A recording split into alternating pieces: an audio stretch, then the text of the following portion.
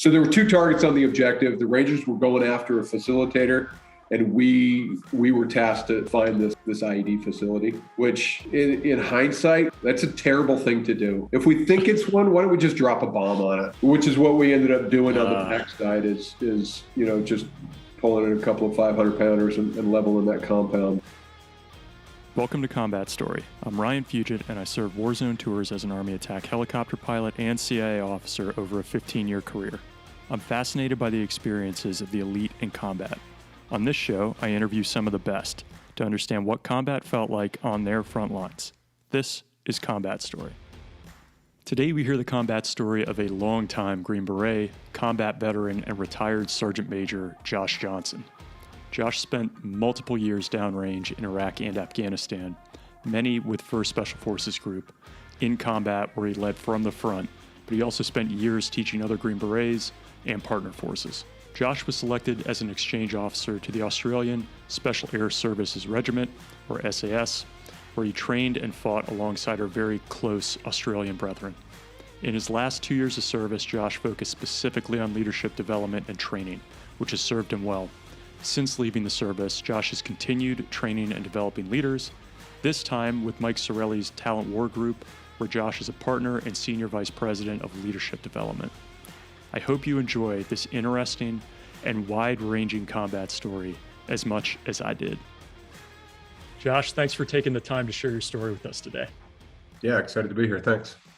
Hey, could we just start with the picture on the wall behind you, which is pretty cool looking? That is a super cool picture. So I was fortunate enough to do an exchange with the Australian SAS. And while I was there, we had me as the American, a Brit, a Canadian by birth, and then a Kiwi. So we had all five eyes. And the artist is actually one of the operators. And when we were in 2013 in Afghanistan, he painted that. So we actually took that picture on an objective, and he saw it. He was like, man, that was really cool. So we went back and recreated the scene in a training calotte that we had out there. And then he painted it, in between operations. So yeah, that's super cool. That ugly guy right there is me. All right.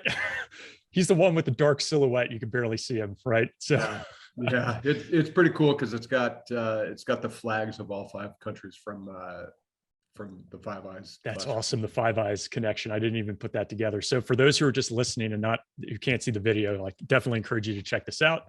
But kind of like a red backdrop, but it looks like five operators with nods on. Most of them have helmets, and you kind of see the flags that they're representing. So it's a really cool piece of art. Does the artist still work? Is he still making? Last I heard, he's still an operator. Okay. His website's on and off, depending upon what he's doing. So, yeah. All right. We might put it in the description in case people want to check it out. So yeah, that'd be cool. Cool. Hey, could we just briefly touch on your time with the Aussies? I know we'll get there, and we're not going in chronological order here, but as you look back on your time there, really in Australia, working with them, what kind of struck you as one of the more unique or interesting things about that experience, just out of curiosity? That was probably, not even probably, that was definitely my favorite assignment of all the ones that I've had. It was really unique because I got to go over there and just either be, the 5th Rifleman. So, and this is as a master sergeant, right? So I had 22 years in the Army. I could either just be a rifleman in a stack, or I could take whatever leadership level that they wanted to have. And so it was really nice because you could just be who you wanted to be. And I was always part of the, chain of command as far as as an advisor, but I wasn't there in an advisory role. I was there as a true exchange. And so when it was my subject matter expertise, when it came to working with partner forces or doing, JSETs with foreign countries, they asked me to take, kind of a leadership role in that. When it was, hey, we're doing, direct action CQB or, some of the other activities that they do, then I took a back seat to that. But it was a lot of fun because, compared to other tier 1 units that I've worked with, or those that I know of, on the ground, they're equally as good as everyone else. Wow. What they lack is the assets that, you know, say JSOC can bring to bear. So it was kind of unique because, like, we couldn't get helicopter support, and so they had a mock helicopter to do like sniper operations or fast ropes or rappelling. And it was a tower that went up, and it had a Blaupunk stereo system in it that made helicopter sounds. And yeah, it shook in the wind. It was kind of unique. And so when they wanted to do like helicopter training, we either had to go out to the East Coast, or, I mean, honestly, we went to Guam one time and actually used TF-160th even more than awesome. Their special operations. But yeah, what a great group of guys, completely professional, know their job, super good soldiers. Damn. I bet the trash talking amongst nationalities had to have been a tier 1 level. No? Unreal. Yeah. It was, yeah, there was, so they had some rigger support there, and they had one guy that I gotta be honest. Rigger, like parachute rigging? Like parachute yeah, rigger, right. Okay. But they were also like, they took their craft to the next level, because, you know, they all get trained on how to sew, because they got to be able to sew up all the, you know, the different patches or whatnot for the attachments for the parachute. Got it. But then they got into kit making, and so you could just show up and they had, you know, a wall of multicam and Velcro and elastic bands, whatever and these riggers would just sit there and help you design whatever kit you wanted to do. But this one guy, and I gotta be honest, I don't know if he was a civilian or if he was still active duty, but he was as old as they came. And he would just walk in and he'd be like, "Oh, it's the effing superpower. What can I do for you?" And it's just always busting me out. There was actually there was a really funny experience going back to the helicopters. Yeah. We were trying to set up some training for with some helicopters. We were trying to figure out if we could use some Navy birds and whatnot. And then about that time, NASA put the Mars rover, you know, onto the planet. And we're sitting in a meeting. They were busting my chops about it. I was just like, "All right, gents, just so we're all on the same sheet of music. America just fast roped a car onto Mars, and you guys can't get helicopters to fast rope your tier 1 unit. So if we're going to talk trash, then we're just going to set the level high." Love it. That's fair. Oh, that's great. I'm so jealous, man. Every person I've ever met who's worked with the Aussies just loves it. So it must have been a great assignment while you were back. Fantastic. I mean, I lived in Perth, right off of Cottesloe Beach, like the most pristine, beautiful beach on the planet. It was probably like living at Bragg, huh?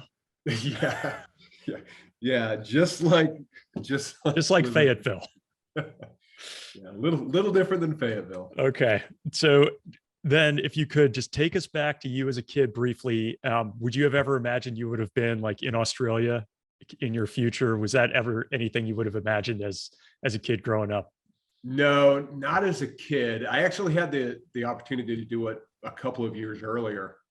And we got together as a family and kind of discussed it. And our daughter was really involved in school. My son was all about it. As a matter of fact, when we were doing pros and cons, he goes, "Hey, Dad, just so you know, if we go over there, I'm the guy with the accent." And I'm like, "Oh, okay." My wife's like, "So we're not going. We're not going at all." Oh yeah, but no, I mean, just as I'm kind of reflecting of what I was thinking about when I was a kid, no idea that life would put me into the positions that I ended up getting into. And, you know, sometimes super grateful, sometimes glad that they're over, but just amazing life nonetheless. Where did you grow up in the States? So I grew up in a little town called Roy, Utah. Our big claim to fame was Jim McMahon. The same town. Dang. Yeah, about 5 or 6 houses away from where I grew up. I remember, and this is old school, so it's going to be your older audience. But when he was I think he was a senior in high school, or maybe he was a freshman in college.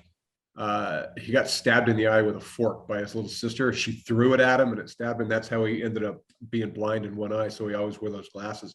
But I remember the ambulances showing up to his house, and, you know, it's tiny town in Utah. So everyone's staring around looking at, the former high school, ultra jock is getting hauled out in an ambulance. Oh, geez. That's Roy, Utah.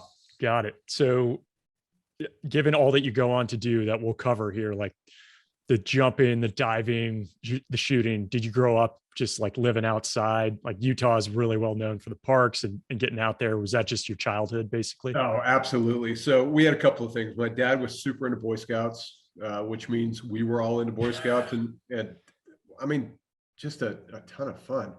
But he also got into these mountain man rendezvous where you pretend to be an old mountain man and you run around in buckskin and shooting black powder rifles and having these big competitions. And we did these every summer for as long as I can remember. Was it a reenactment, Josh, or no? Yeah, it was kind of like kind of a reenactment, but just kind of an homage to the old way of life. So there was like black powder rifle competitions and tomahawk throwing competitions, and yeah, it was a ton of fun. I mean, just as a 7, 8, 9-year-old kid running around and throwing tomahawks and just living in the woods, it was fun. Now axe throwing is just like a hipster's thing. Yeah, exactly. Yeah. It's come full circle. You can go to a room and throw a temper tantrum, which we used to get in trouble for, and smash stuff, and then you can throw axes, which used to be looked down upon. Yeah. So how old were you when you fired your first weapon? Dad had a shooting pretty early. 6, 7 years old. No way. Yeah. Oh, yeah. And even like old school rifles. So he would kind of light load the muzzle loaders that he had, and he had like the 54 caliber Hawkins, and so they were. If you loaded those things fully, you could knock a kid down. So he'd light load them, and sometimes it was just like powder and wadding. But I mean, we had 22s, and yeah, we had a pretty good assortment of guns that we'd go out shooting. Were you hunting at all, or was it just kind of these? No, we never didn't grow up hunting. My dad lost his foot, so he was an amputee, so he wasn't super ambulatory when it came to getting out and hunting. So that wasn't really a thing. But going out to the range, and I mean, Utah, you just go out to the middle of the desert and go shooting. So we do that quite a bit. Got it. Where for you does the military come in then? Was it my family history? Dad. Yeah, my dad. So he joined right out of high school.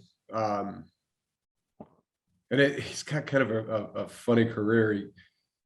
He came in as a truck driver, and then he branched over to infantry, and he was in the old guard.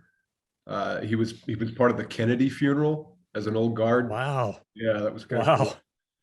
Ended up in Germany and got detailed out as like a military policeman working at a transfer, doing prisoner transfers back and forth to the hospital, and then went back to the infantry and went to Vietnam, and served as a LERP back in those days. And then I think it was 6 or so months into his deployment, the unit came under attack, and him and one other guy made it out alive, and he lost his foot in the whole ordeal. And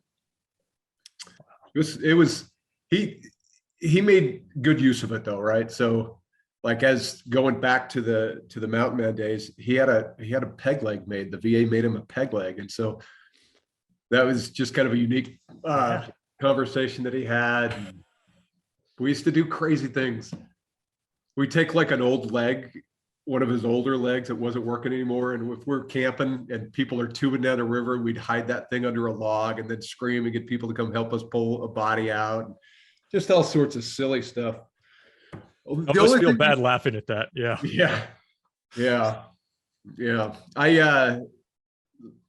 When I was at Bragg as a paratrooper, I always wanted to get one of his old legs and jump it a few times, and then make the legs in the unit carry the leg that had more jumps than they did.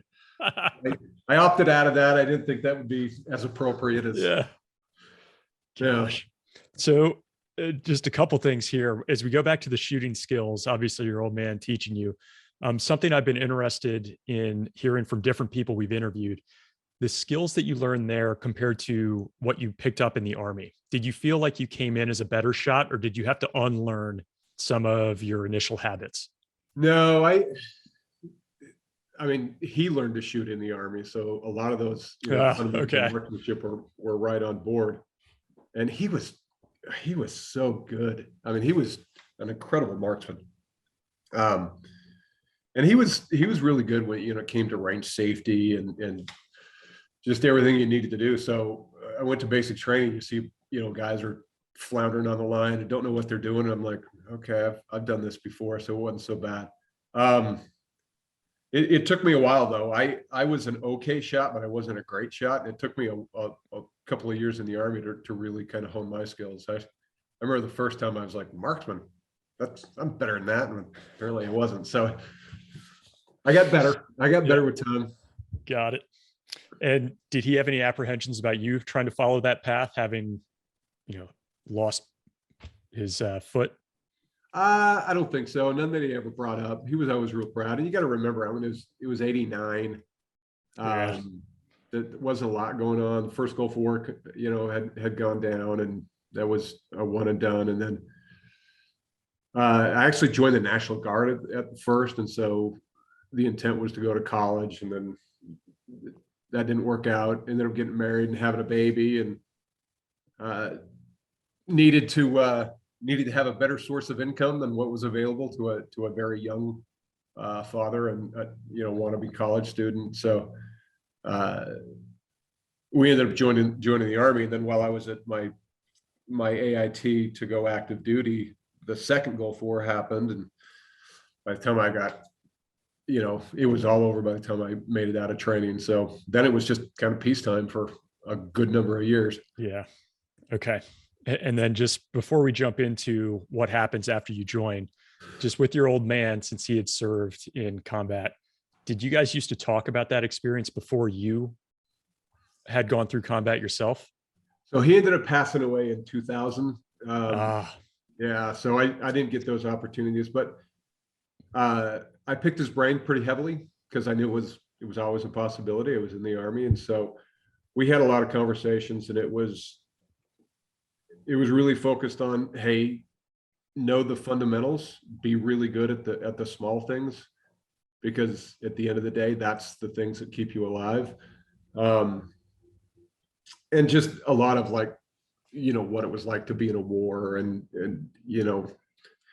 what it was like to be in the Army in a war, and how to transition back out and all that. So I felt like he gave me some really good advice when it came to that. I wish, I really wish that he would have been around, for a lot longer, but he ended up dying from Agent Orange poisoning. So he had non-Hodgkin's lymphoma, and they directly attributed it to Agent Orange poisoning. So yeah, that was a bummer. Jeez. And for those who don't know, like a LRP team, obviously, small, like 3 or 4 people going out for days, even longer. Long range reconnaissance patrols. Yep. Then it transferred into long range surveillance detachments, and then that's finally gone away, and they just have scout platoons. But yeah, so 3-4 day missions, very limited assets, radios, on your own, like really on your own. Yeah. God. Okay. So what gets you down the SF track then? Because you transition pretty early, right? Like you do the National Guard, you come in, and your MOS, I think transportation, was it, or MP? No, worse, way worse. I was a military policeman. Okay, there you go, MP. Yeah. So people are going to right now. People are tuning out like, no. There's a lot more to come here, folks. Yeah. No. So I was, I had these big thoughts initially of being in like the FBI, and at the time, somebody gave me advice. It was like, hey, they want lawyers and Russian linguists, and so I went to DLI to learn Russian, and then found out that I don't do well with languages. And at National Guard at the time, they're like, hey, you got to have a job. I'm like, all right, cool. How about a medic? And they're like, no, we don't need any medics. How about a TAC clerk? I'm like, I don't even know what that is. Sure, let's do that. And then I was like, wait a minute, like the S1, and they're like, yeah, that's it. I'm like, so that's like an admin position for people. yeah, listening. yeah. It's an HR specialist. So now it's an HR specialist, what they call it in the Army. So I did that for about 4 months in the National Guard, and realized that's not at all what I wanted to do. So joined active duty and became a military policeman, and did that for just about 10 years when I made the decision to go SF. And that's kind of a funny story in itself, because I had been, so first duty station was Leavenworth, Kansas, but it was like straight law enforcement. And the Army does a lot of things really well. One of the things they don't do well is letting 18-year-old kids be police officers with zero experience. And yeah. So I did that for a year, went up to Alaska, did law enforcement again for another 3 years. And one of the officers at the provost marshal's office had been a paratrooper at Bragg, and he just kept talking to me. When it came time to re-enlist, I'm like, I'm gonna go be a paratrooper. So I went down and spent another 3 years at Fort Bragg, jumping out of airplanes, and that was fun. We got to do, because that was kind of a mix between the law enforcement and the field side. And I got to deploy a couple of times. I went to Honduras for 6 months and went to Bosnia for a rotation, and did a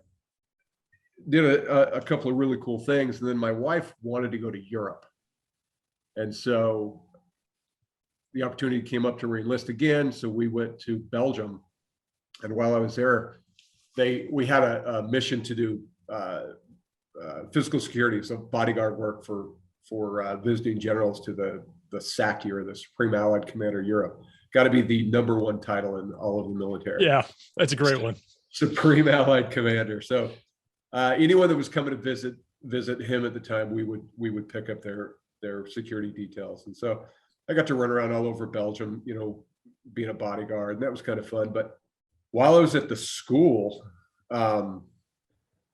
in my mind, I was like, oh, this is going to be the premier, people from the MOS that have been selected to go do this.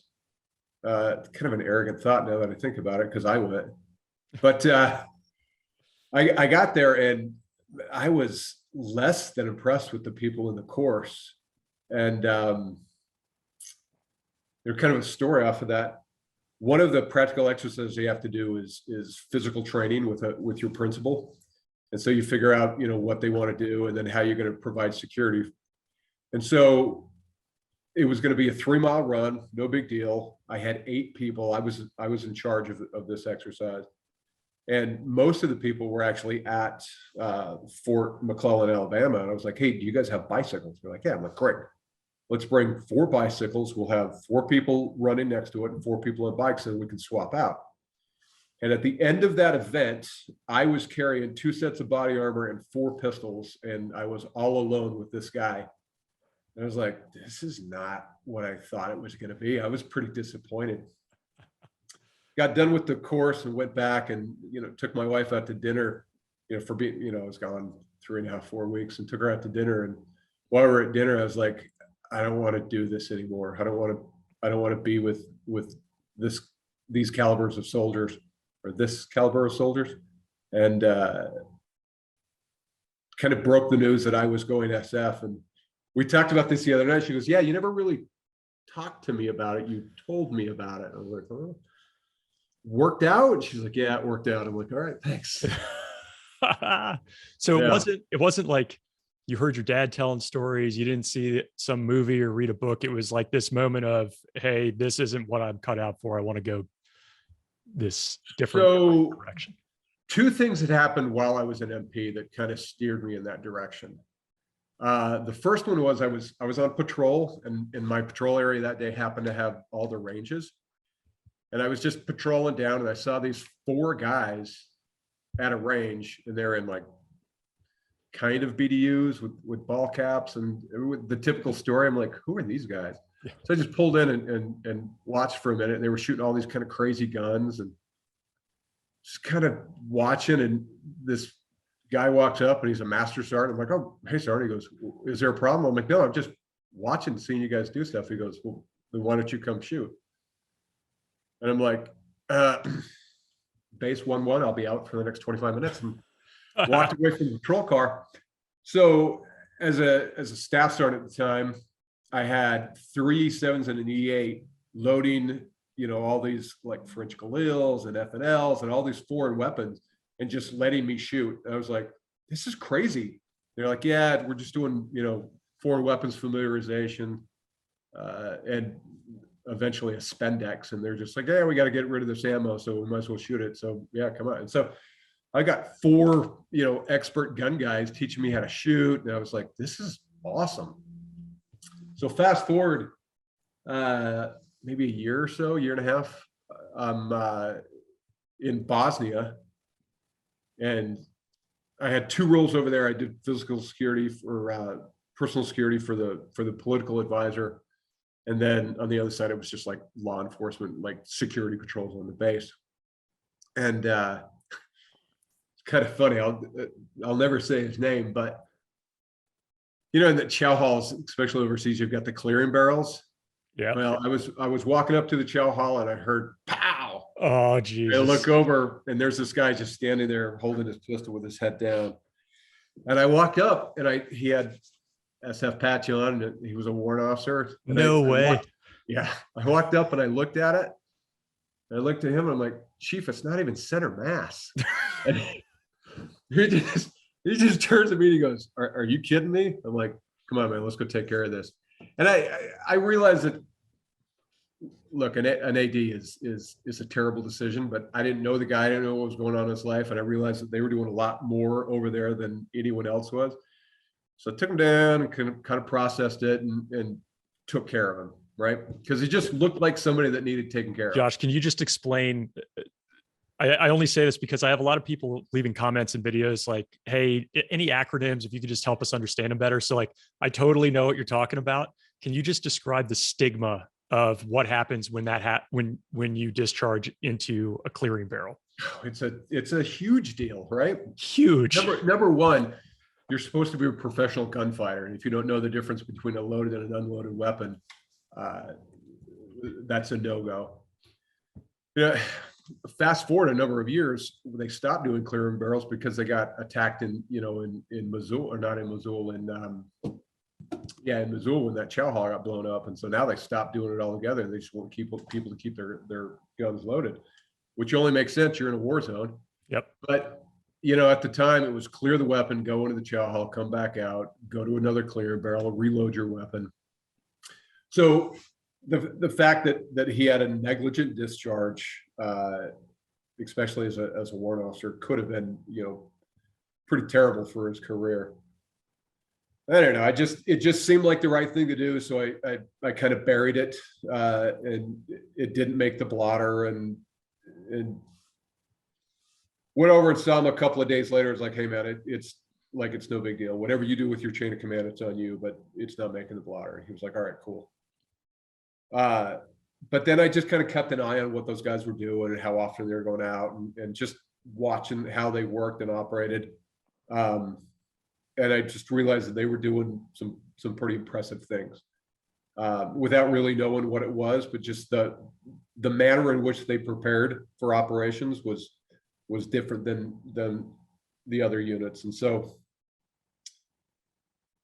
fast forward, I go to selection, and anyone that's gone to selection knows that you have to sew that white engineer tape on both sides of your pocket and on your sleeve, and that's where you write your roster number, so they can see it. And engineer tape's just this like cloth tape that, 1.5 inches wide, and however long you end up cutting it. And the engineers use it to mark minefields, and so you just use that and sew it onto your uniform, write your roster number on it.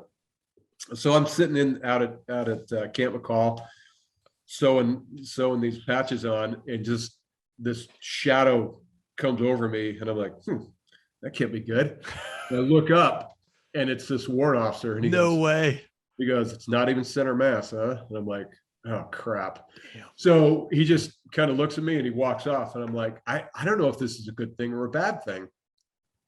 So at the end of the day, I made selection, whether it was of my own accord or it was because I had a guardian angel there. But That's It was just cool. kind of funny. He just walked up and he repeated that to me. I'm like, oh, Ah, yeah, that had to have been a good thing, though. I mean, because you really could have changed the trajectory of his career yeah, with an yeah, ND.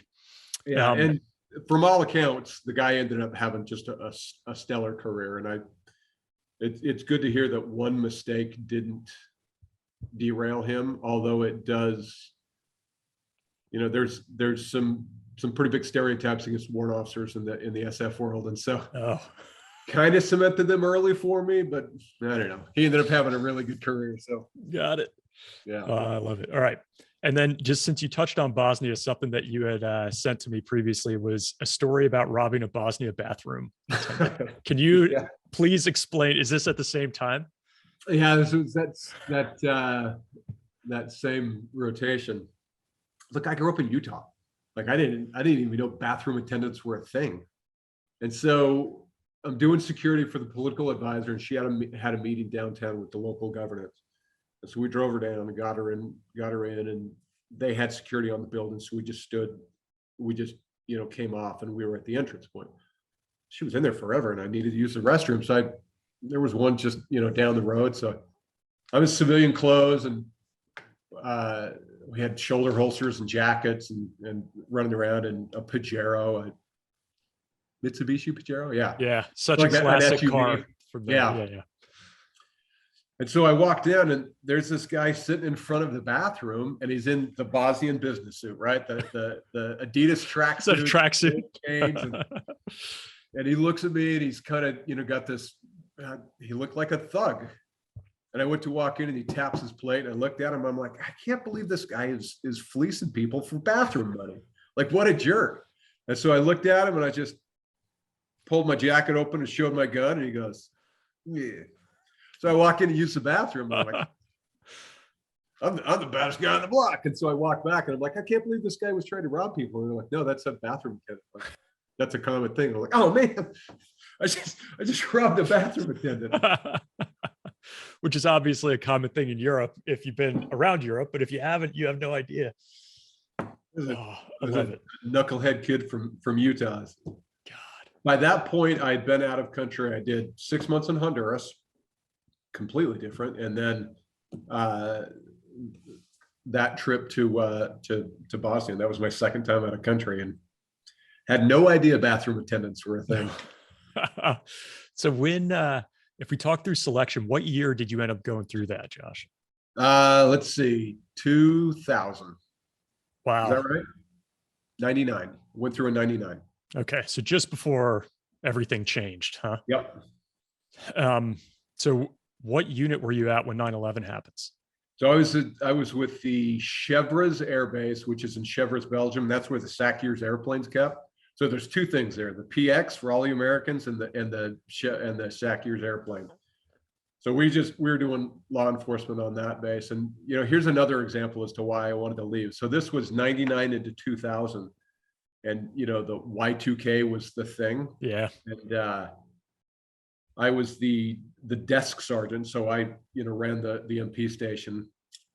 And New Year's night, Y2K, bring the patrols in, give them the conversation like, okay, it's New Year's, so that's number one, be on alert, and it's Y2K. So in the event something goes bad, here's our game plan. So no fooling. Midnight hits. 2 minutes later, boom, power outage, and I'm like, holy crap, Y2K is a real thing. It's for real.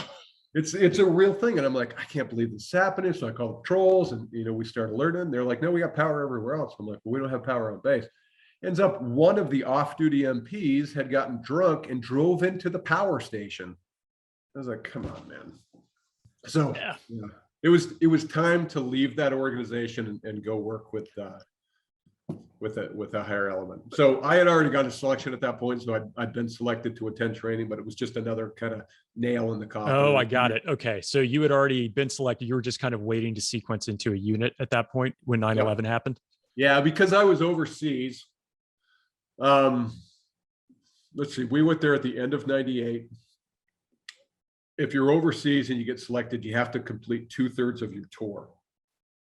It was a 3-year assignment, so I had to finish up 2 years, and it had been about Oh, I think I went to selection when we had 18 months in. So I had another, 18 months or so to go before I could go back to Bragg. Got it. Okay. So then 9/11 happens. What's the first time you find yourself in a combat zone then? Like, what unit are you with? What's your MOS coming out of selection or out of the Q course? Or Yeah, so let's see. So I was in the Q course. I was at phase 2 when the towers came down. That was interesting because there was a guy in our squad, in our our training squad, that his sister was in the towers. He was on one of the lower floors and he ended up getting out. But we were doing mission planning for one of the training objectives, and it was bay planning. So there's 2 different planning sequences you have to go through there. Bay planning, where you go through the full 96-hour military decision-making process, and then field planning. And this was during bay planning. And they just came in and interrupted us and said, hey, the tower, one of the towers has just been run into. Does anybody have family? It's like, my sister works there. So they called him out, or they pulled him out, and they let him make a phone call, and ended up she had gotten out. She was wow.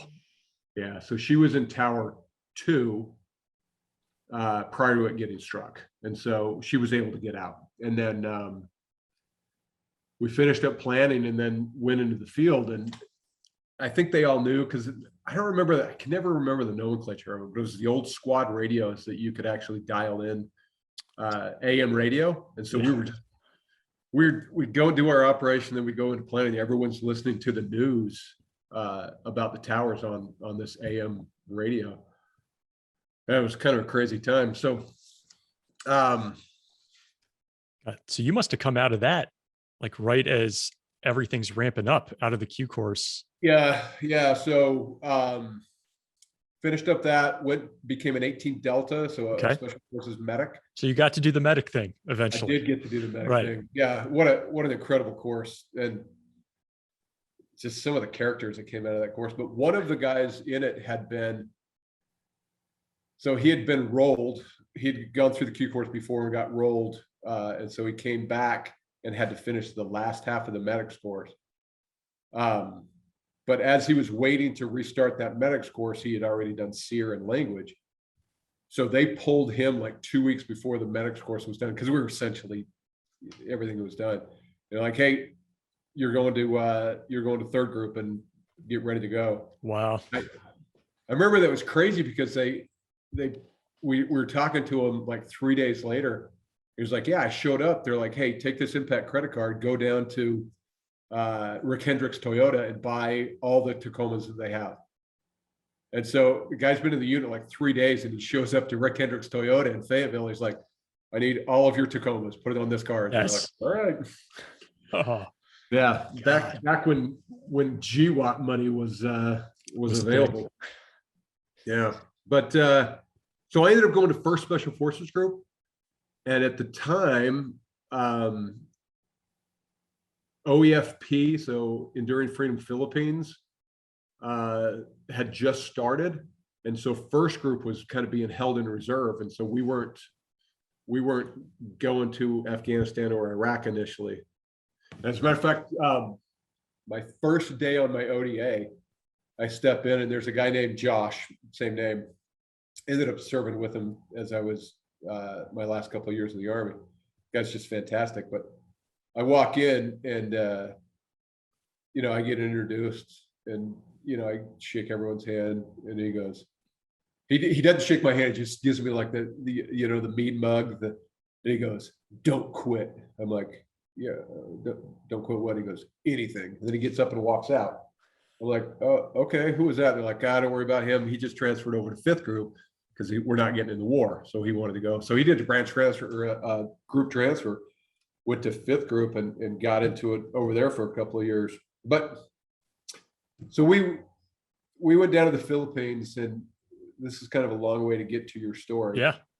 But we're doing rotations, and we're working with the Filipino Marines and Army as they're doing counterterror, in southern Philippines, with the Moro Islamic Front and the MILF and all that. I think people don't realize what was going on there. Like everybody's so fixated on the other theaters.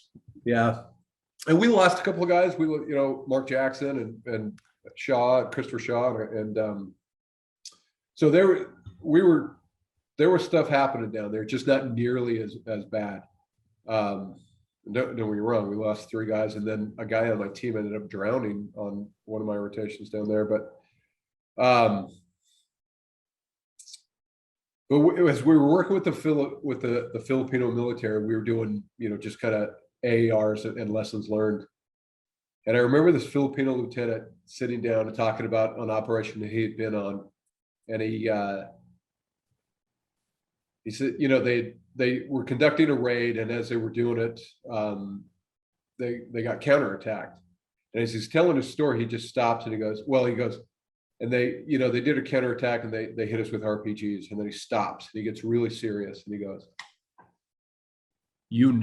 when they're shooting RPGs. And I'm like, yeah, okay, that makes sense.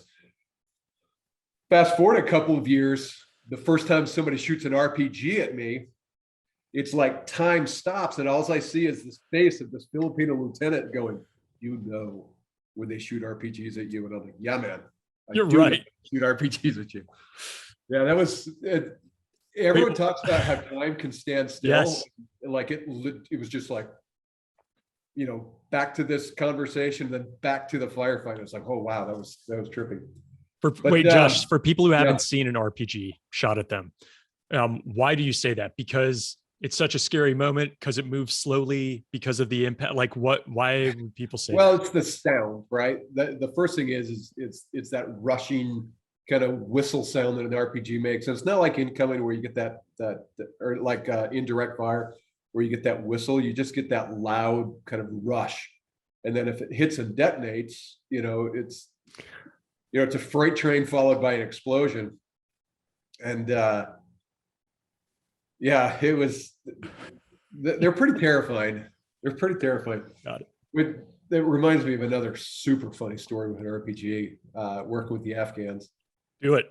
I mean, let's not lose here. I'll bring you back to that one. Finish the one with, I don't know if on the Filipinos story, if you're coming back to like your first time in combat, if that's what so brought you to. Yeah.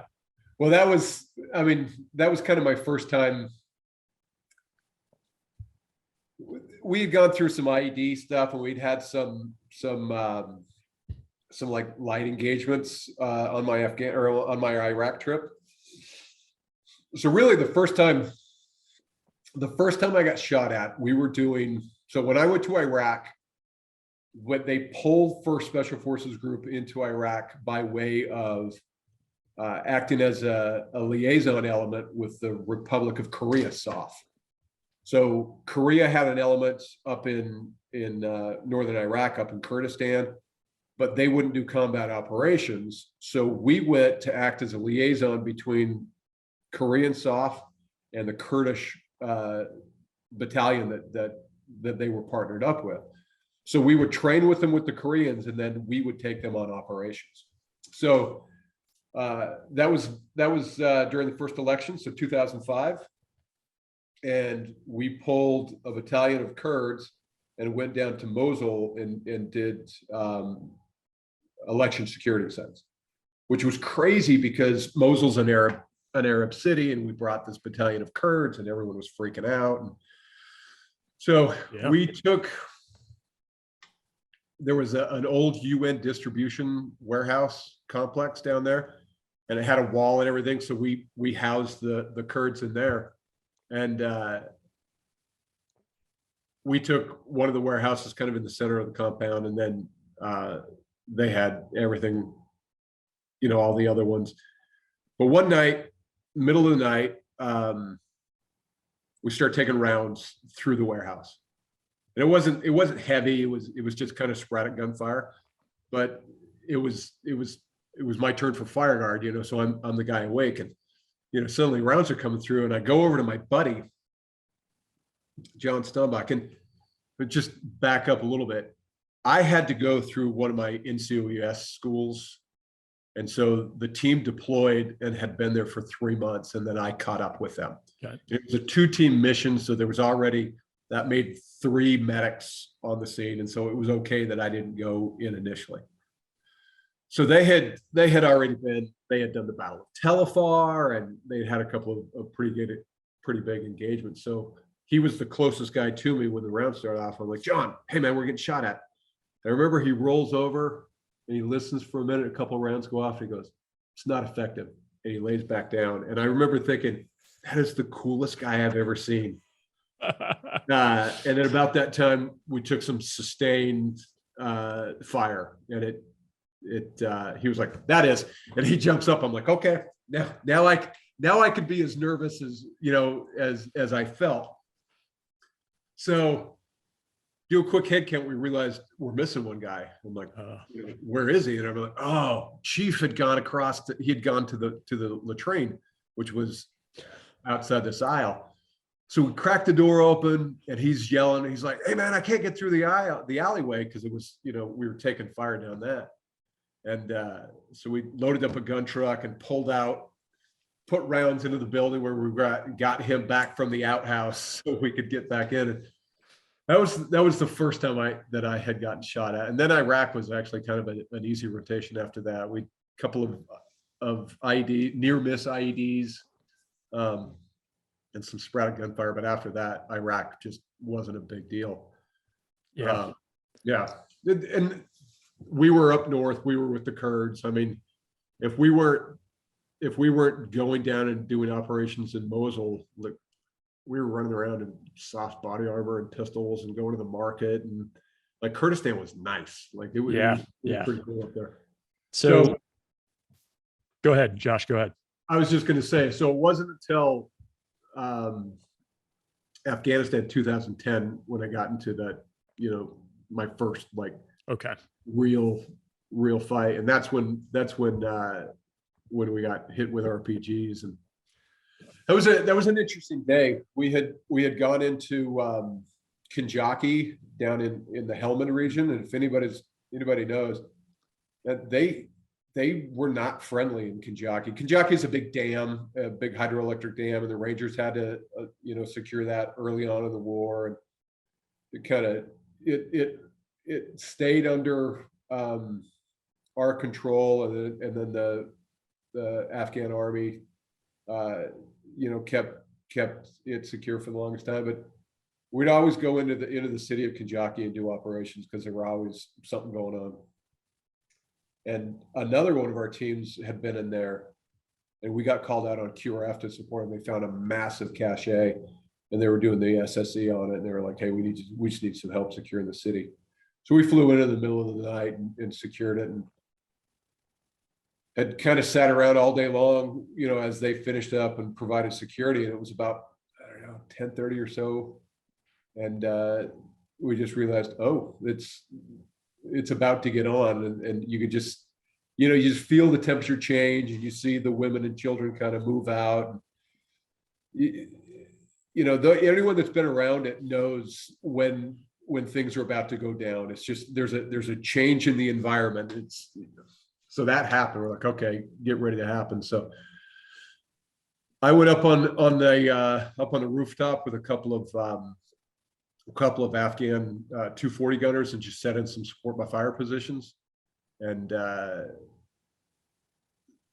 became the center of gravity for anything that wanted to shoot, because they knew we were up there. And it was an interesting day, because we were given it pretty good, but every once in a while they would get a couple of shots off. And I remember I had crawled over to get some ammo, pushed back up, and one of the guys on my team, his name's Dennis. He just made sergeant major himself. He's running the company in first group.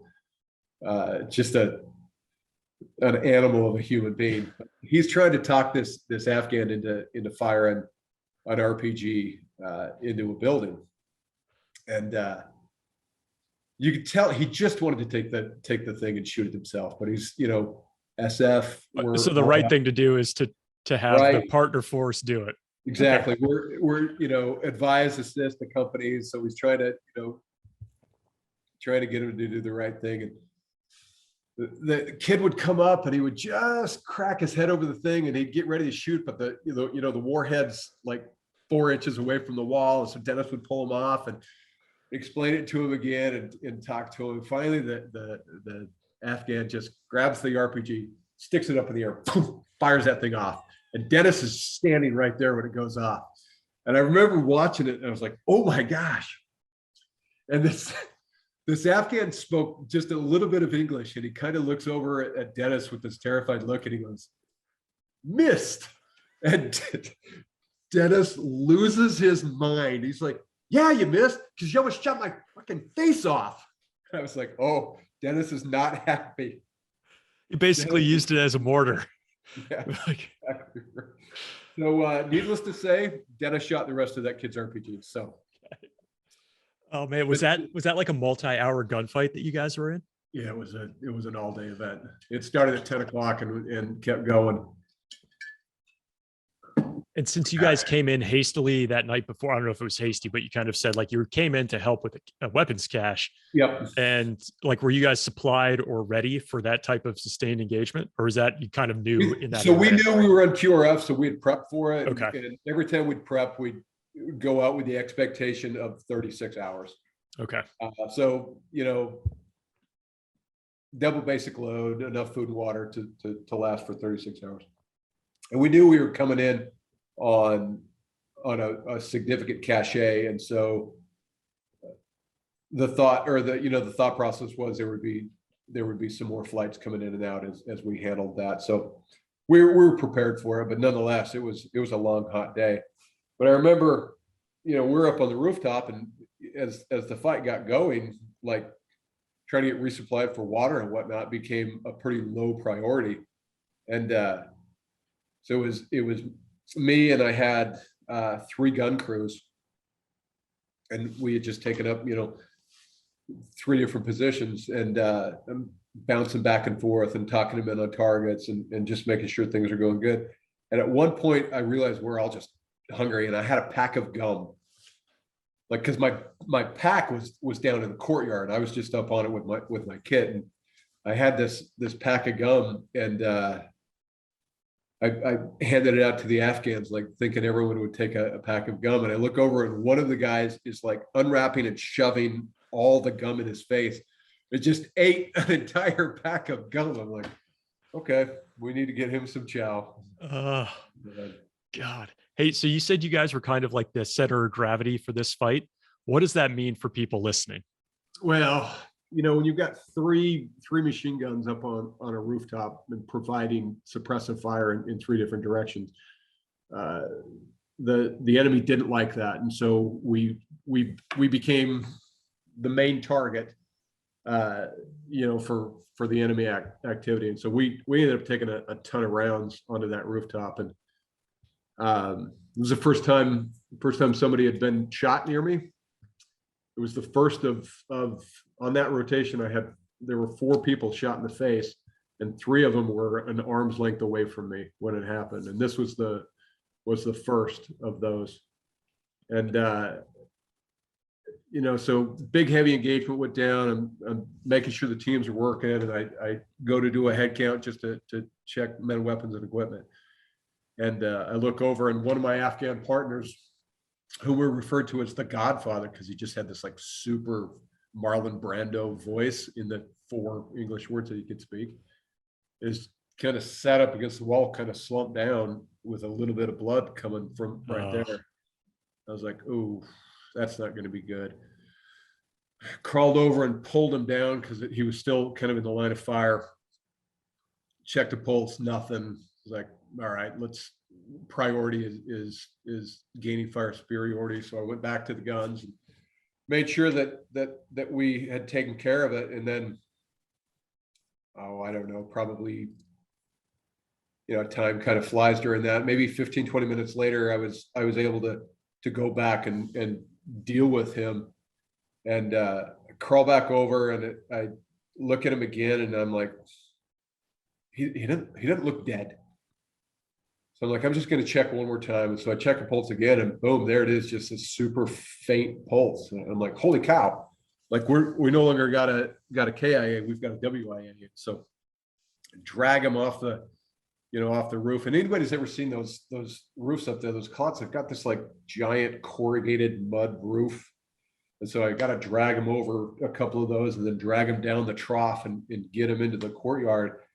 And my two medics at the time, so I was a team sergeant at this point, my two medics at the time, I'm like, hey man, WIA, gunshot wound to the face, non-responsive, but I've got a weak pulse, and pull him off. And they worked their magic and were able to get him medevaced and sent him back to the base.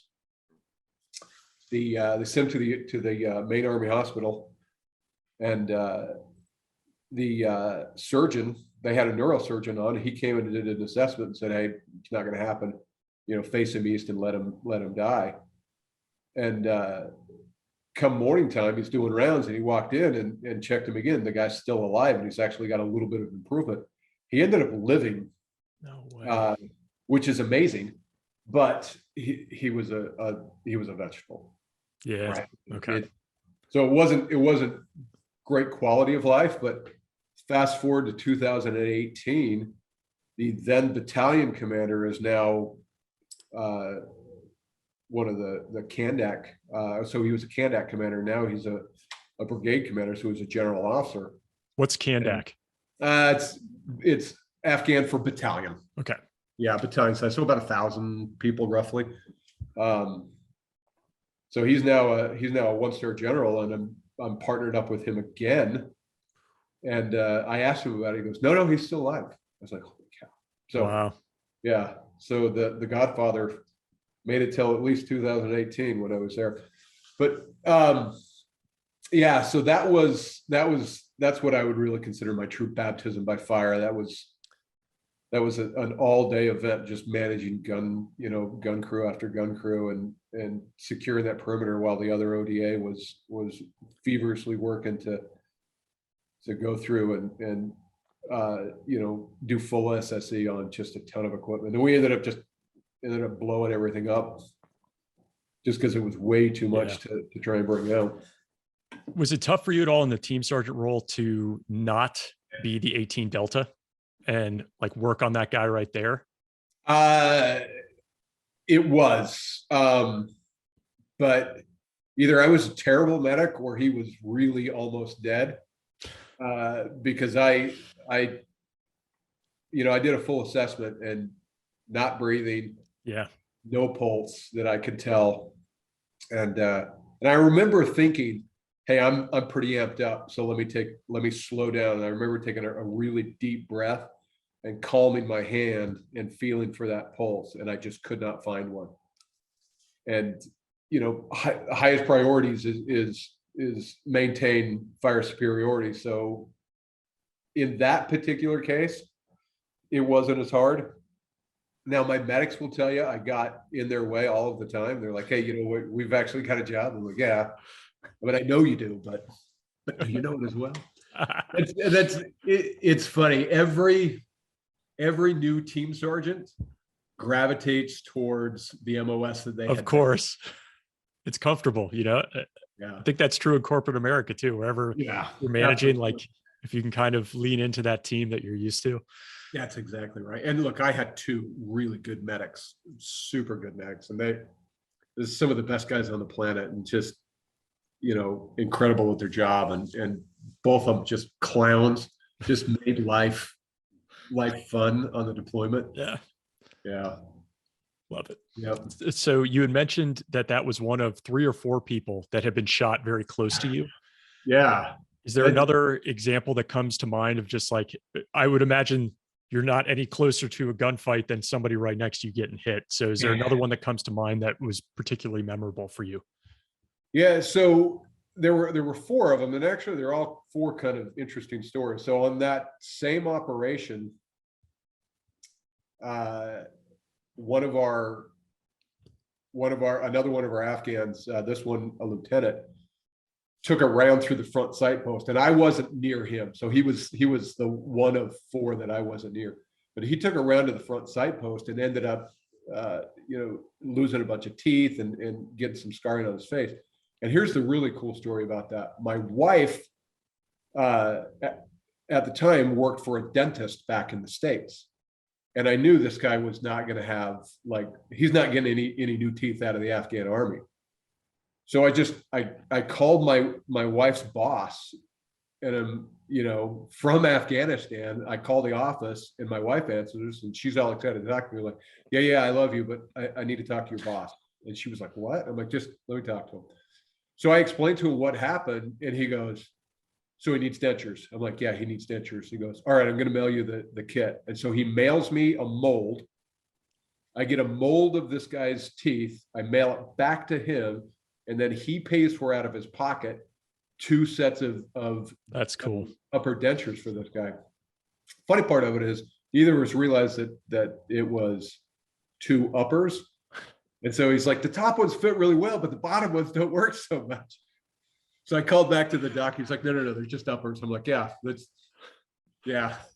But yeah, big shout out. Guy named Dr. Marlon Kay out of Yelm, Washington, took care of that Afghan commando just without hesitation. It's like, I'll mail you some stuff right now. That's awesome. Yeah, it was cool. So the number 3, we were on another objective, and those goats in Africa that when they get scared they freeze and they just kind of stiff and fall to the ground. I was walking down the line, and we had people up on the kalat walls, and a kalat's like a mud compound, right? It's like an Afghan typical house. So it's got a big mud in wall and then the house inside. And so he's up on the kalat wall, and I was walking underneath, and he just goes stiff and falls down. And I'm like, what's going on? And I'm trying to figure out what's happening. I just thinking, this guy's like one of those goats. And I'm trying to figure out what's happening. And I finally get his arms pushed away. And every time I'd push him away, he'd bring him back up. And he had taken around sideways just across the tip of his nose. And it just flayed his nose open. So it didn't even knock it off. It just opened it up really bad. It looked like I got shot in the face. I'm not taking away his response at all. But I remember thinking, somebody hold his arms down so I can put a Band-Aid on this guy's face. So that was number 3. Wait, sorry. Was that like his protective reaction, or is that like just the muscles?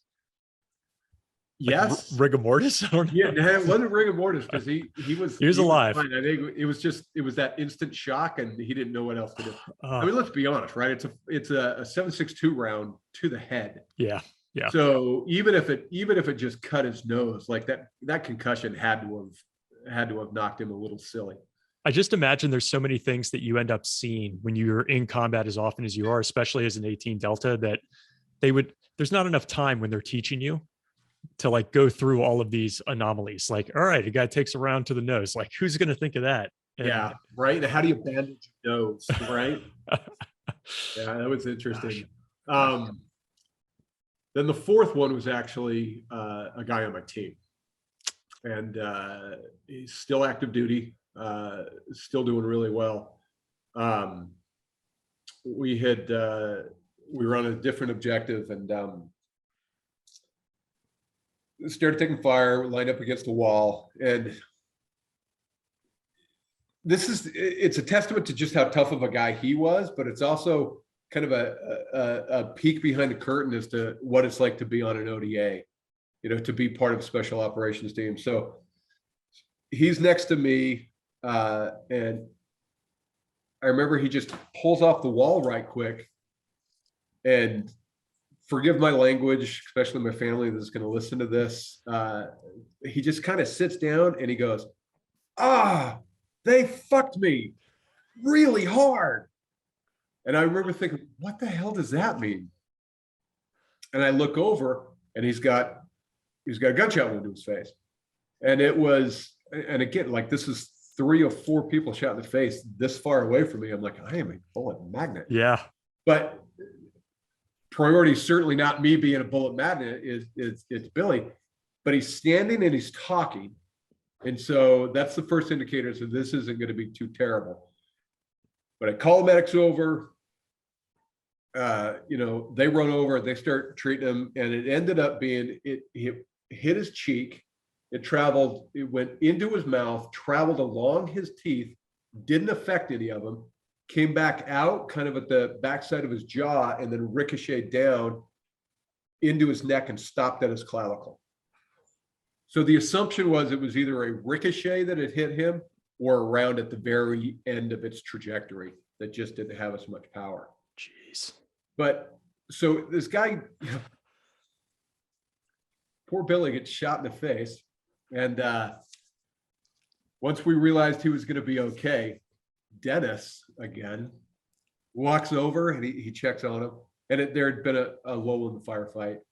And he walks over and checks on him. And again, this is a peek behind the curtain. He goes, "Hey, Billy, how hard they fuck you?" And walks back to the line. I was like, oh my gosh.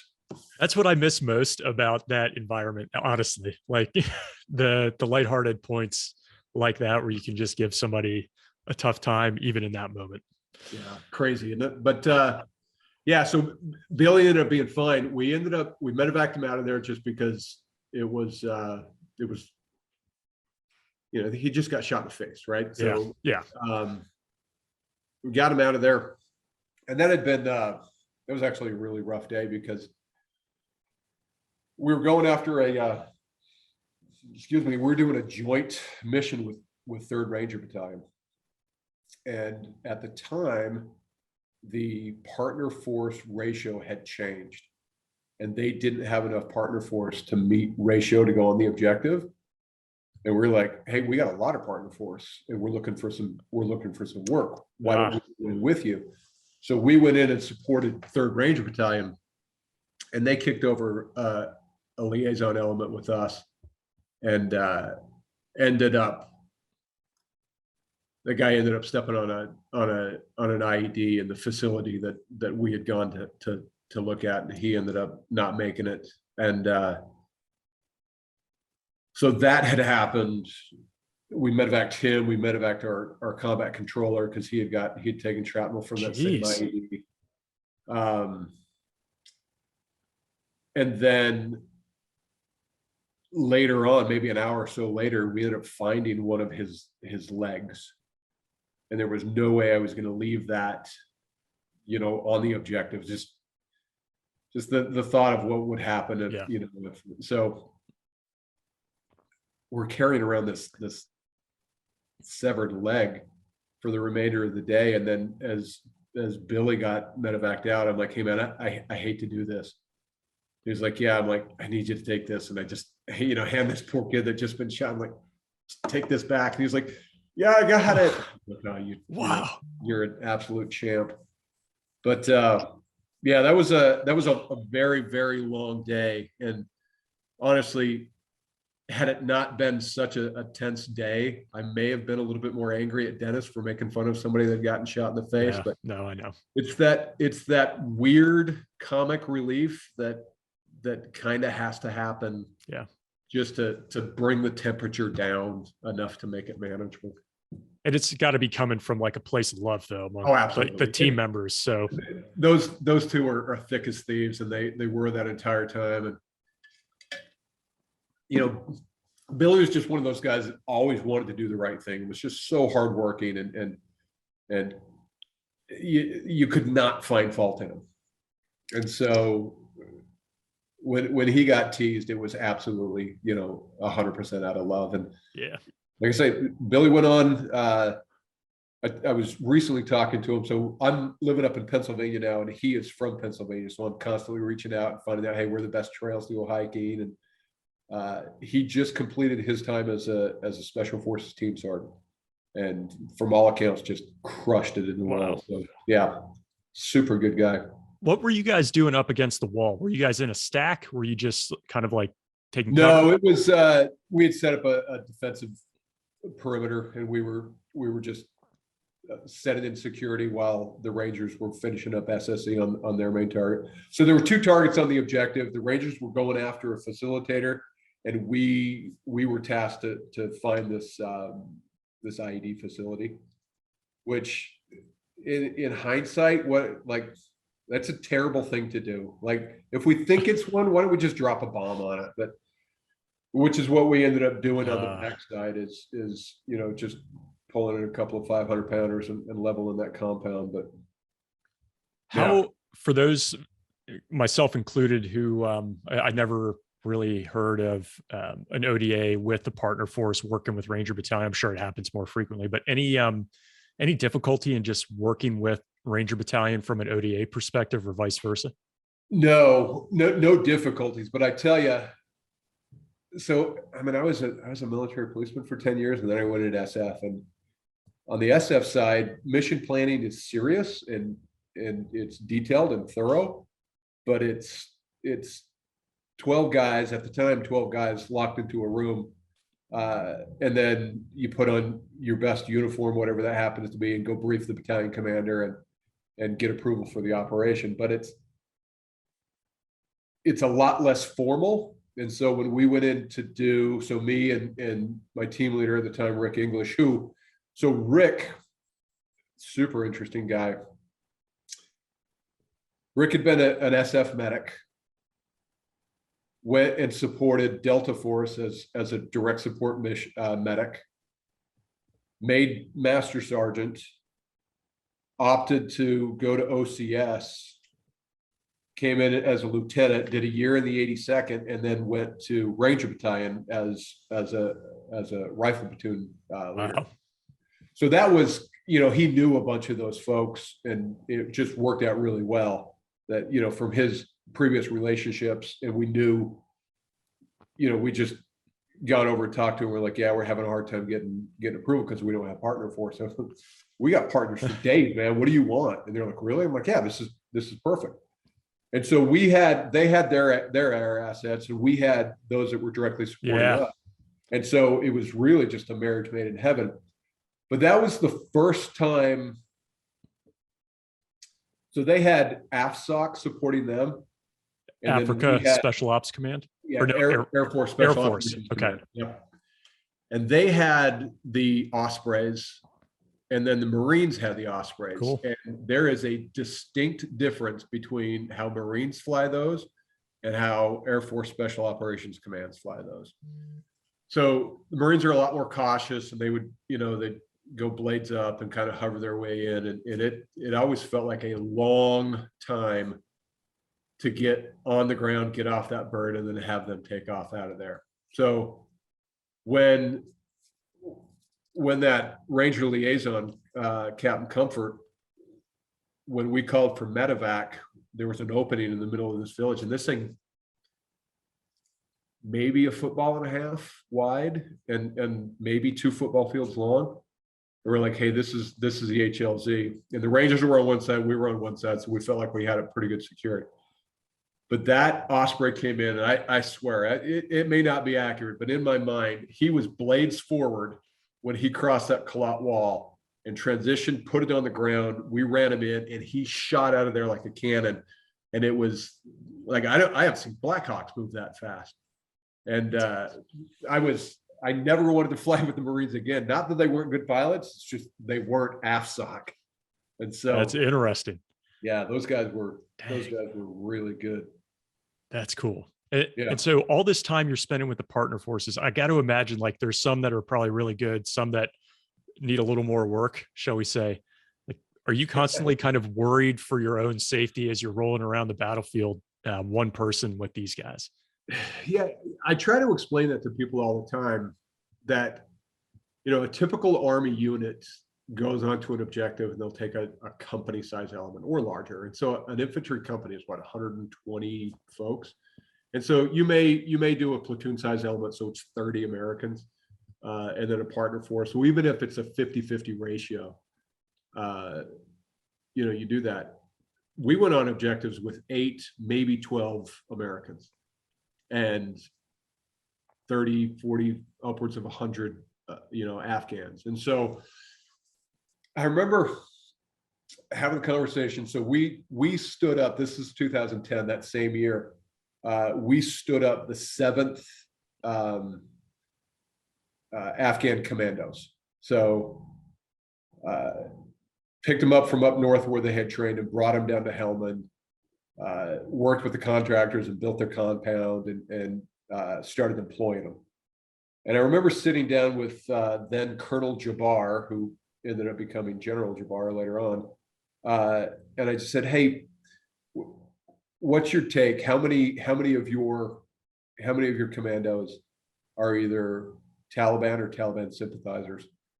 And I remember him getting very serious. He goes, at least a third, maybe more. Wow. And so you've always got that in the back of your head. And look, those guys were pretty good about deciding who was going on objectives. It wasn't, like a random draw. They had their people that they trusted, and so they did a pretty good job of mitigating that out. But when a third of your combat force is potentially a Afghan sympathizer, you're constantly reevaluating your security posture, because it's, hey, we've got known threats and then potentially, unknown threats to your left and right. So that was nerve-wracking. That was something that the average unit didn't have to deal with. And so to take that one step further, we had done a really good job of operationalizing the 7th Commandos, and it was decided that we were going to hand that unit off to a MARSOC element. And this was when MARSOC was kind of first getting into the game. And so we brought him in and did a battlefield handover with him. And then we picked up a unit called the ANCOP, the Afghan National Civil Order Police. And the intent, it was a really good idea, but the intent was, hey, they wanted to professionalize all of these police departments throughout Afghanistan. So they're going to make this centralized federal force that will go in, replace them, send all of the local police officers to a police academy, and then bring them back. Seems like a really good idea, right? Well, the reality is the typical Afghan local police officer was just a thug, and they were using their position to, extort anything they can out of the local populace. So they set up checkpoints and rob people as they go through, and they were tied in with the Taliban and all this other stuff. So we go to pick up the ANCOP and move them down into Helmand, and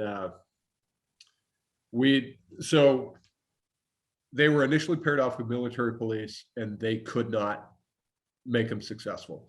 So then they brought in contractors, police officers from all around the states, and they were directly embedded with them, and they couldn't make it work. And they're like, well, let's try a special forces unit. We're like, okay.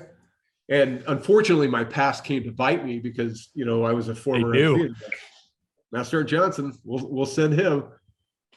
And I remember we picked him up, and as we're driving him down into Helmand, we're convoying. Every time we'd go through a village, they would stop in the middle, and they would all run out from their Humvees and Hiluxes and just steal anything that wasn't bolted down, jump back in the truck and take off. And I'm like, hey man, like that's not what you're here for. So we ended up getting them into position, and it was just like, we went from working with a pretty motivated commando element that wanted to make their name, outside of the fact that, a third of them was potentially Afghan Taliban sympathizers, right? But to just a band of robbers with badges. It was insane. So we ended up working with them for the remainder of the rotation. And what we did was, we're like, okay, we're just going to put them in hotspots, and we divided them into 4 platoons, and we just put them into these villages that were just rough. And we're like, hey, sink or swim. And the only problem is we were going out and supporting them, and so we're convoying in and getting involved in a couple of scraps and ticks with those guys. But yeah, to go from a relatively competent partner force to a group of just absolute thieves and idiots was a gigantic letdown. God. And then for you at that point, Josh, you were in for the majority of post 9/11. How many times did you deploy? Because you haven't been out that long. No. So what do I got? I've got 2 OEFP rotations, so 2 trips down to the Philippines. I've got a trip to Iraq, and then I ended up doing 4 trips to Afghanistan. Jesus. Plus a Bosnia rotation. So as all of this is coming to an end for you, how did you end up making this transition to Talent War Group? Like, you probably could have done many things. Yeah, well, so my typical elevator pitch when people, when I'm dealing with the customers of Talent War Group is about the time that I was too old to run and gun with the young kids. I had to find value, and so I had gone on and gotten a degree in organizational leadership. Really started to focus in on trying to find the right way to build special operations teams.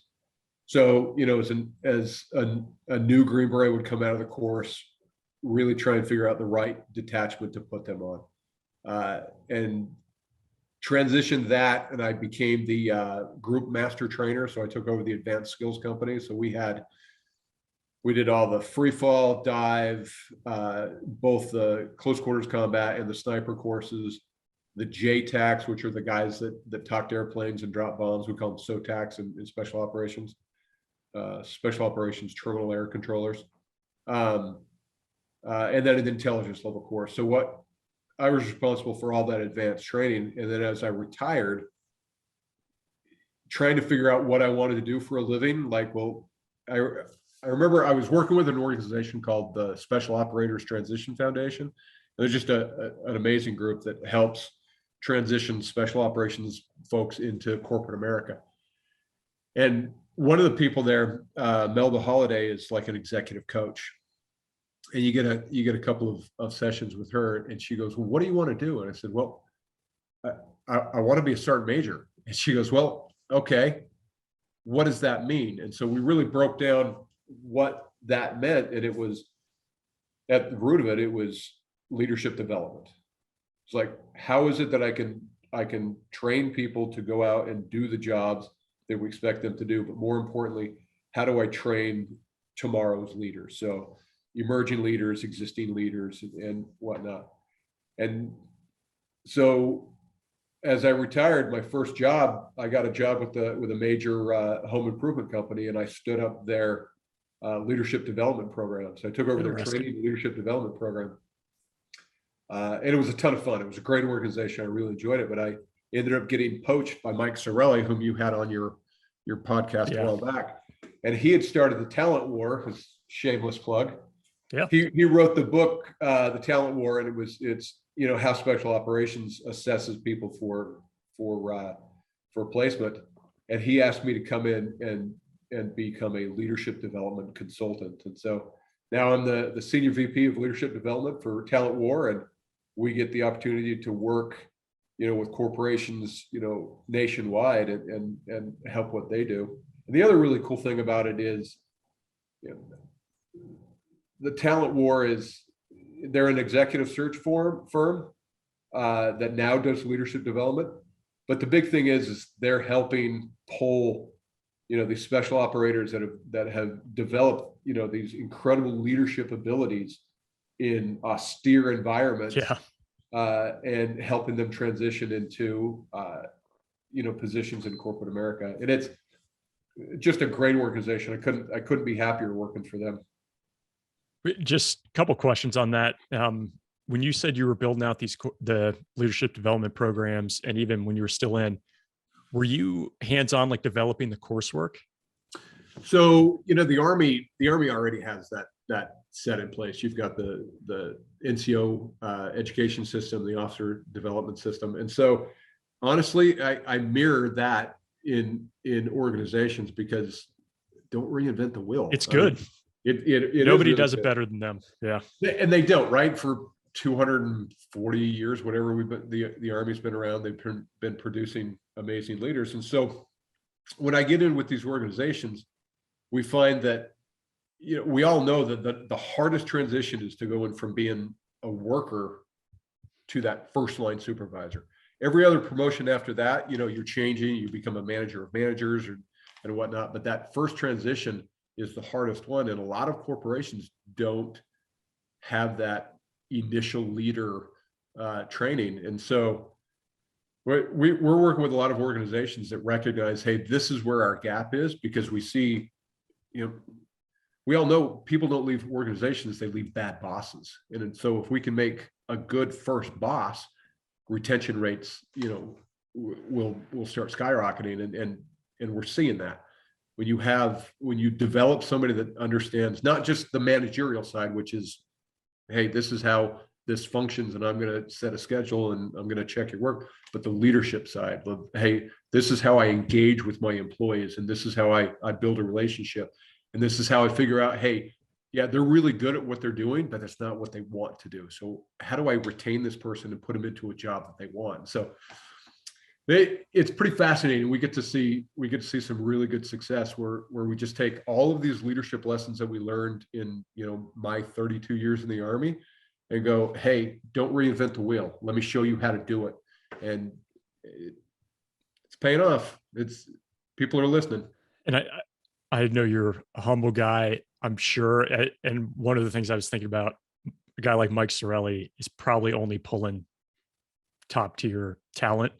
Just his background with special operations with the Navy, all the units he was with, and his success, since being out. So I'm sure it's no small feat that you were the one he picked to bring in. So I think that's really cool. And one of the things I want to make sure we touched on, from your perspective now, having seen this from both sides, what do you see as some of the benefits of vets in corporate America, like some of the skills that they bring? So the biggest one that I see and that we tell everyone is, hey, if you want to talk about somebody that understands how to work in a volatile situation when uncertainty, chaotic, and very ambiguous, like that's a special operator. That's somebody that can go literally from being, in a combat zone in Afghanistan, have to fly over to, some country in the Pacific command area, so PACOM, meet with a ambassador and foreign dignitary and foreign military to set up training event, and then turn around and come back and go in combat operations. Like the ability to mentally transfer between all of these different tasks that have to happen, like that doesn't come natural, and that is trained into people. So if we're also looking at people that have the ability to look at complex problems and come up with solutions with at-hand resources, because it's super easy. And I like to tease Mike all the time, like, yeah, you work with JSOC, all you have to do is, hey, we don't have this new gun or this new widget, go buy it for us, and they would. Like Green Berets and line Navy SEALs, Whiteside Navy SEAls, hey, here's your problem set, here's the limited assets that you have, go fix them. And so the opportunity to take somebody that says, okay, I'm very comfortable in being in these completely ambiguous environments, train me how to do this in a warehouse, or train me how to do this in a boardroom. The transition is so easy for those guys, and what they bring that nobody else has is sometimes decades of leadership experience, getting people to do things that they don't want to do, they're scared to do, and they're not getting paid very well to go do it. And so veterans, particularly special operations vets, but I'm certainly not going to knock any of our veterans, just have the reps when it comes to talking to people and building relationships. And so employee engagement is a lot easier because they recognize the importance of it. And even though you're dealing with special operators coming out, and I'm sure you're picking from a great crop of folks, is there a common hurdle or challenge that you see most often among that cohort? Yeah, and the same thing happened to me. You're never going to be as cool as you were when you were, I mean, I scuba dove off of a submarine. Like, you never get to do something cool like that again in your life. And so when you recognize that your value is now in a corporate setting, and you can have a cool painting, or you can have these memories, but you're never going to be as cool as you were before you had your DD-214, your retirement document. And a lot of veterans have a really hard time because, number one, they're not that person anymore, and they're not surrounded by people that were just like them. And that's a hard transition to make. Not uncommon for vets to go through 2 or 3 jobs before they realize, okay, here's my value statement now, and it's not what it was. It's these elements that I can take and put into an organization. Now, that being said, when I say lots of that's kind of a misnomer. Sometimes it takes a vet 2 or 3 jobs to find that right role. Yeah. But we've got a lot of success because we've gone through it, and we can walk them through that transition. And so being able to have that conversation and say, hey, look, nobody's asking you to lead a force onto an objective. What they're asking you to do is train, people that are far different than what you grew up with. And to be honest, Green Berets are really good at this because we wouldn't train foreign forces. Like, working with Filipinos, Exactly. and Bengalis, and Indians, and Afghans, and Iraqis, and Kurds, right? So now you've got Kurds and Arabs, and recognizing that they're not all the same. And we do see a little bit of that with some of our conventional folks that they're used to being surrounded by like-minded people. Whereas, on our special operations side, we recognize it's a little easier for us to go, okay, they're not the same, but I can bring them up to where I need them to be. So we get some pretty good success out of that. That's awesome. Okay. Couple of questions here, and then I'll get you out, Josh, but there's 2 things I try to ask everybody. So one is, as these times when you were going into combat, was there anything that you carried with you that had sentimental value, a good luck charm, or something that somebody gave you that you wanted to have on you? Yeah, I've listened to most of your podcasts, and I thought that was kind of funny because I think we all do. So every now and then I got somebody who's like, no, I went in sterile, like I didn't want anything on me, but yeah. So do you remember years ago when the "What Would Jesus Do" bracelets were kind of the rage? So look, I grew up as a member of the Church of Jesus Christ of Latter-day Saints, so Mormons, and we, long before these came out, we used to give our 8-year-old kids these little rings called CTR, Choose the Right. And just kind of that reminder of, hey, always do the right thing. Well, when I graduated the Q course, my mom wanted to give me a gift, and she bought me my own CTR ring.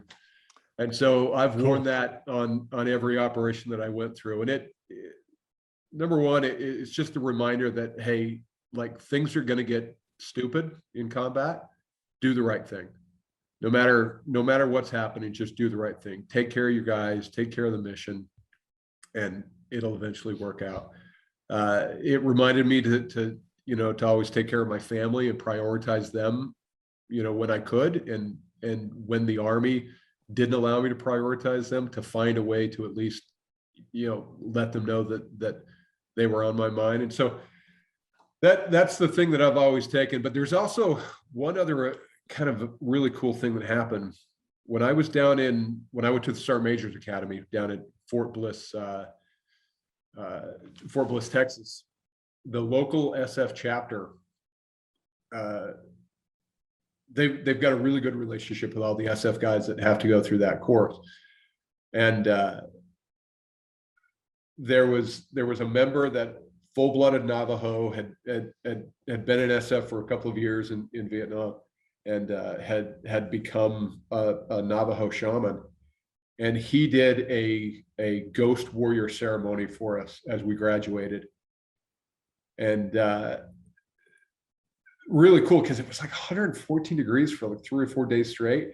And he did a 48-hour fast, no food, no water, to prepare himself for this. And then we stood out there, and he went through this ghost warrior ceremony, which was burning sage and doing some prayers on our behalf. And then he gave us all a pouch with the burnt sage that he had done. And that one went with me on my last trip. That's cool. That one was really, really cool. So And when they're doing that, is it an enclosed structure, like you're inside something, or you? No, this one, it was outside. Yeah, it was outside in the desert, just on the backside of where the SF Association met. Okay. Yeah, it was. That's a good one. He came in full garb, and it was a long process. And I remember when he got done, he walked back and he sat down and he was just coated in sweat and he looked bad. He looked rough. I was like, "Hey man, are you doing okay?" He goes, "I just need to drink some water." I'm like, "Well, yeah, let me get you some." And he gave it to me. And he goes, "Yeah, I'm getting too old to fast like that." I'm like, "How long did you fast?" He's like, 48 hours. Oh. So, I mean, what a neat sacrifice for that guy to do for folks that he knew for a year. Yeah. That one was really neat. That's cool. That's the community you build in that part of the Army. Yeah. And then since you've heard these, you know what I'm asking next, and you've spent a lot of time in service. I mean, I think I was counting like maybe 8 or 9 deployments, which is just insane. And you still help vets, arguably a really important transition in their lives, which is also admirable for sure. But as you look back, all the times you sacrificed and the people getting shot in front of you and the people you lost, as you described in the Philippines and I'm sure elsewhere, would you go back and do all that again? Every bit of it. Every bit of it. I may do some of it differently, but none of it would I change. And yeah, people ask all the time, like, do you miss it? I'm like, every day. And there was a lot of times we did things that were super unpleasant, right? And that's a polite way to say it. But the people you did it with, just the bonds that you create there and the brotherhood that happens and the relationships that get built, there's no way to say I wouldn't earn those again, because it's just far too powerful. And look, the Army was good to my family. They took me away a lot, but we had some really good things that happened to us as a result, and we grew as a family, and it that's true. Yeah. So it is kind of funny. We had a really good separation between what Dad did and what the family does, and it's kind of funny. Like if you ask my daughter, she's like, "Well, he did some Army stuff, and he was like a Green Beret or something." But that's good, right? I don't honestly. There's a lot of that. If she listens to this, some of this will be the first time that she's heard some of these stories. But I remember, and we can close out from here. But all good. There was a code word that my wife and I had when on my first deployment, like I got to talk to my wife and my family.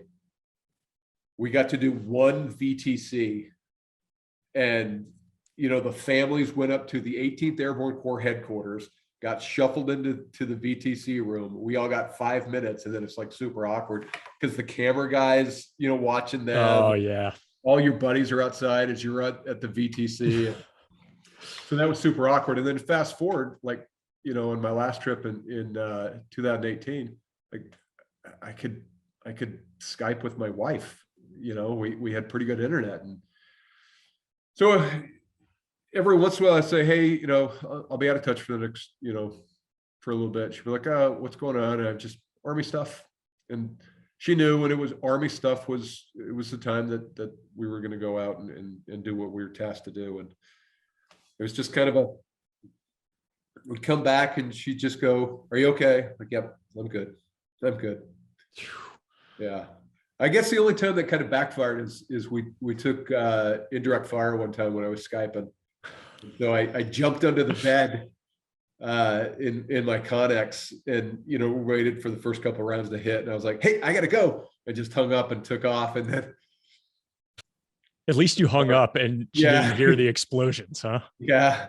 However long later, I called her back. I'm like, "All's good, everything's fine." She's like, "I didn't like that." I'm like, "Yeah, I can see that." Well, Josh, I really appreciate it. This has literally flown by for me. Thanks so much for the time and what you continue to do now. I'm just so appreciative of the time you gave us. So thanks so much. Yeah, thank you, Ryan. It was fun to be on here. For those supporting the Combat Story Patreon community, a huge thank you. We also have an extra outtake from our interview with Josh, where he shares a little insight into the SF community with what he sees as the reputation for 1st Special Forces Group. And true to form, it's a hilarious answer. You can find it only on www.patreon.com/combatstory. Our set of comments today are all about the Daryl Utt video from YouTube.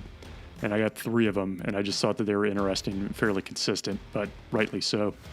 First is from Airborne. It says, "Great podcast, Ryan. Thank you for bringing these badasses on to talk about their experience. Incorporating the pictures like you have is a great addition. Keep up the good work, sir." So for those who are just listening to the audio only, you haven't seen this, but on YouTube, we run 7, 8, sometimes up to 10 or 12 pictures of the guest from their time in uniform, what they're doing now, on there right at the beginning so you can see them. And then when we have extras, I also include that on Patreon for people to see. And a few folks have pointed out that they really enjoy that, and I do too. It's kind of cool to see what they look like back in the day when they were fighting. The next comment, also on YouTube, is from Jesse Thomas. It says, "All these interviews are great. I usually listen to them on the way to work and way from work. This episode I couldn't stop listening to until it was over. Bravo." And this again is on the Daryl Utt video. And then lastly, also on YouTube for Daryl Utt was Nate1104. It says, "Ryan, you do an outstanding job bringing us the best men and women our country has to offer, blending patriotism with valuable insights we can use in our daily lives. This has to be the most underrated channel on YouTube." I appreciate hearing that for sure. We put a lot into it, and I know there's a lot we can get out of it. I think just the more we build the community, it'll get up there eventually. But thank you for being there and listening early on with us.